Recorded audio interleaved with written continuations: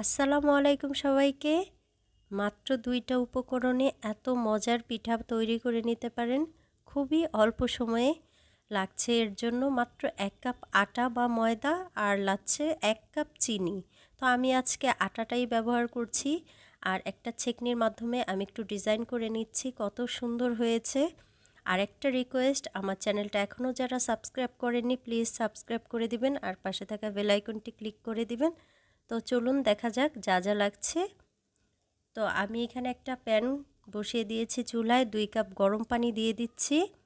২ cup গরম পানির ভিতরে আমি এখানে হাফ কাপ চিনি দিয়ে দিচ্ছি। তো হাফ কাপ চিনি আমি এটা জাল করে একটা শিরা তৈরি করে নিব, মানে ১.৫ কাপ পরিমাণে করে নিব। তো এটা জাল হতে থাক।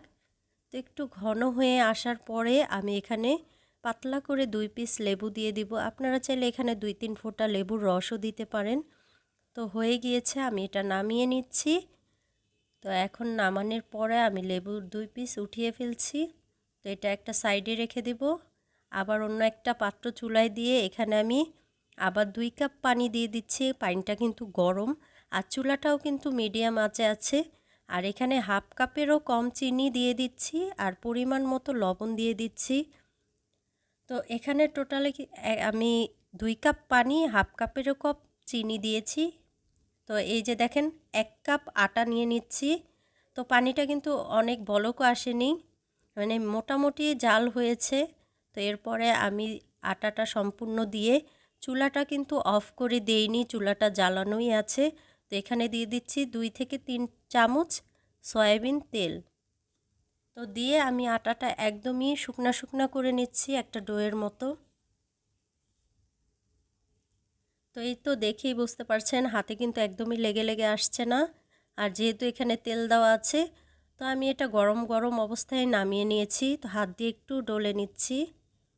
তো গরম অবস্থায় করলে একটু ভালো হয়, ডোটা একটু নরম থাকে।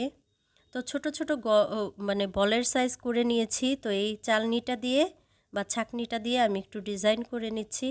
আপনারা চাইলে কাঁটা চামচ দিয়েও করে নিতে পারেন, সেটাও খুব সুন্দর হবে। তবে এটাই আমার কাছে একটু সহজ মনে হয়েছে। তো এখন আমি একটা প্যানে তেল দিয়ে দিয়েছি। তো তেল কিন্তু খুবই কম পরিমাণে দিয়েছি, একদমই চুলার আঁচটা কিন্তু লোতে করে ভাজতে হবে, দেখে বুঝতে পারছেন। আর এটা কিন্তু একটু নাড়াচাড়া করে দিবেন কড়াই ধরে, মানে চটা বা চামচ দিয়ে বা কোনো খুন্তি দিয়ে কিছু দিয়ে উল্টানোর প্রয়োজন নেই, অনেকটা নরম থাকে, ভেঙে যেতে পারে। খুব সাবধানে এটা উল্টা পাল্টিয়ে দিতে হবে। আমি এখানে একটা কাঠির সাহায্যে উল্টিয়ে পাল্টিয়ে নিচ্ছি। তো হয়ে গিয়েছে, আমি এখন নামিয়ে নিব।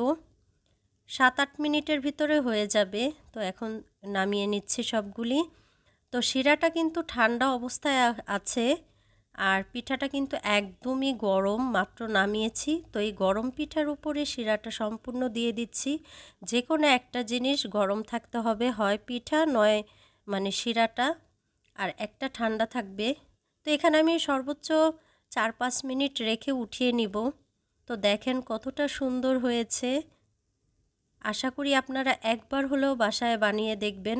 ভেতরটা কিন্তু একদমই সফট আর উপরটা কিন্তু অনেকটা ক্রিস্পি। তো সবাই ভালো থাকবেন, ধন্যবাদ।